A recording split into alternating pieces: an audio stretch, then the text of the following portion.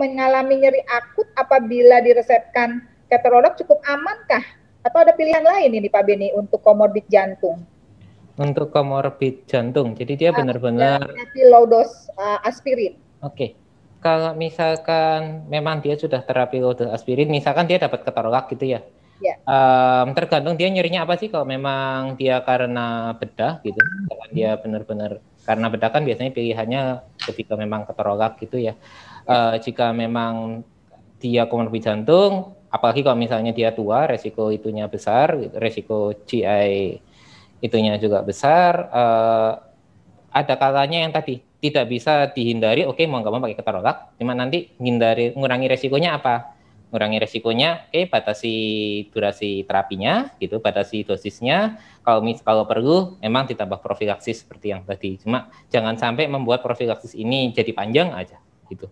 Kalau misalkan dia untuk yang komorbid jantungnya misalkan tidak terlalu besar gitu, pilihan-pilihan yang non selektif atau semi selektif seperti ibuprofen, gitu contohnya, ibuprofen atau mungkin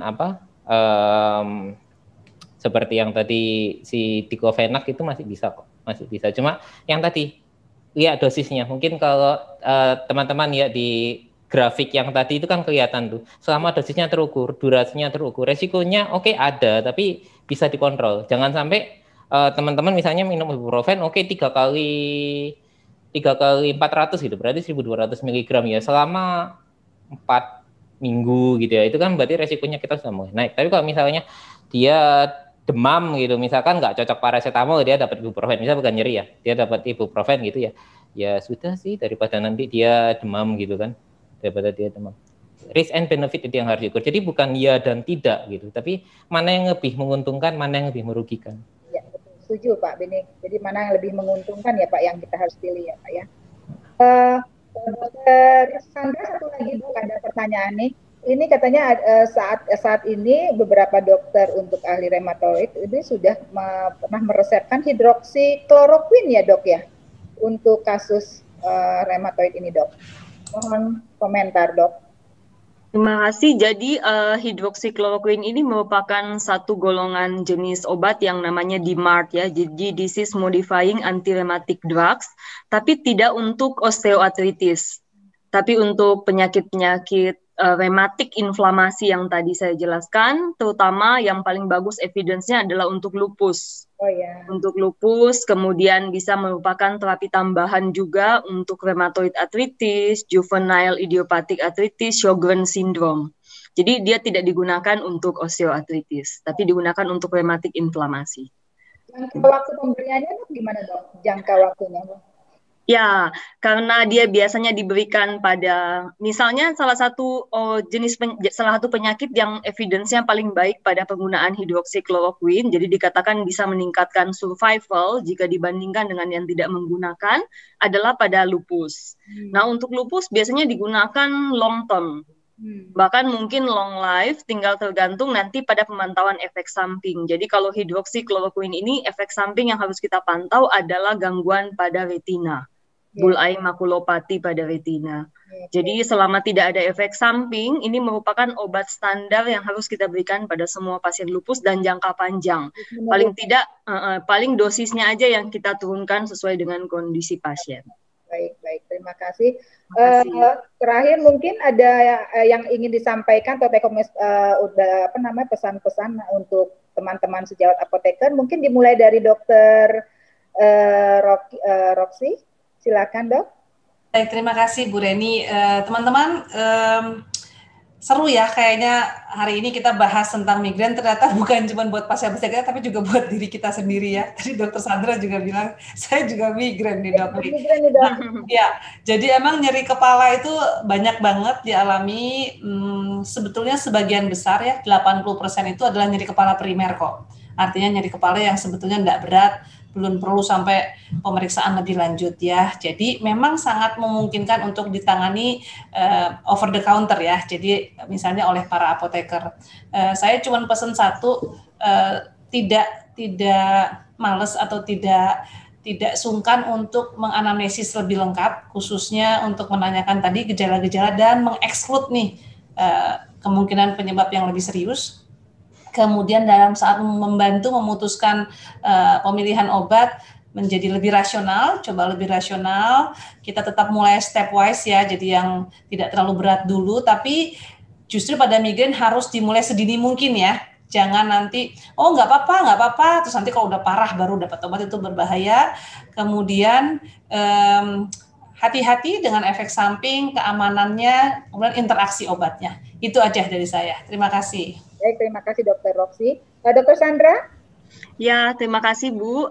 Saya ucapkan terima kasih buat rekan-rekan apoteker sekalian. Dalam praktek sehari-hari sangat membantu kami sekali dalam menjelaskan tentang penggunaan obat kepada pasien kami. Nah, mungkin kami juga sangat terbantu untuk salah satu hal yang mungkin kita harus perhatikan bersama dalam penggunaan NSAID adalah untuk tidak membantu kami untuk saling mengingatkan untuk tidak menggunakan double NSAID, karena yang seperti yang sudah disampaikan Pak Beni tadi hanya meningkatkan efek samping, tidak meningkatkan efektivitas. Dan spesifik untuk bidang saya di rheumatologi, kita mengingatkan buat teman-teman sekalian bahwa nyeri sendi itu sebagian besar ada penyebabnya. Jadi bukan NSAID aja obatnya, kalau nyerinya sudah berkepanjangan kita harus mencari tahu penyebabnya. Terima kasih. Baik, terima kasih Dr. Sandra. Terakhir Pak Beni, silakan Pak Beni. Baik, kalau pesan dari saya, sekali lagi, ini tiap kali ketemu pasien, jangan lupa asesmen, gitu kan. Dan ini presentasi pertama saya tentang satu obat, benar-benar gitu. Jadi, pesan dari saya itu untuk bisa menggunakan dengan baik, gitu. Saran saya, yaitu, kalau misalnya mau belajar itu menyeluruh. Lebih baik teman-teman tahu 30-40 obat, tapi tahu pasti gitu farmakokinetiknya, interaksinya, daripada teman-teman tahu 500 obat, tapi hanya tahu permukaannya saja. Itu saja dari saya. Pak Beni ya. Terima kasih sebanyak untuk 3 pemateri pada hari ini. Bermanfaat untuk kita semua dalam pelayanan, terutama kepada pasien. Sudah tidak terasa sudah 2,5 jam kita mendengarkan sharing. Kemudian untuk teman sejawat semua, jangan lupa setelah ini mengikuti post-test melalui link apoteker.or.id. Kemudian terima kasih sekali lagi kepada Dr. Roxy, Dr. Sandra, Pak Beni atas sharing sore hari ini. Kita sampai ketemu lagi di acara webinar IAI selanjutnya, Pak. Salam sehat. Oke, selamat sore. Sore.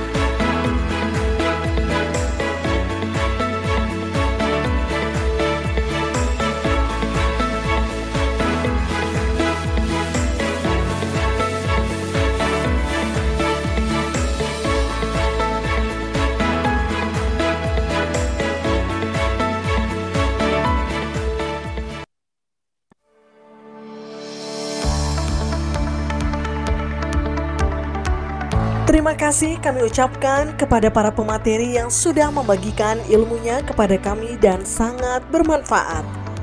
Tak lupa juga ucapan terima kasih kami sampaikan kepada moderator yang telah memandu acara secara baik sampai dengan selesai.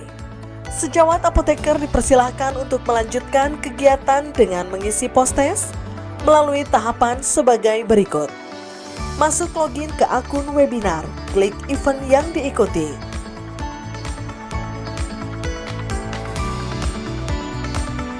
Pilih event dan klik ikuti tes. Jawab pertanyaannya sampai nilai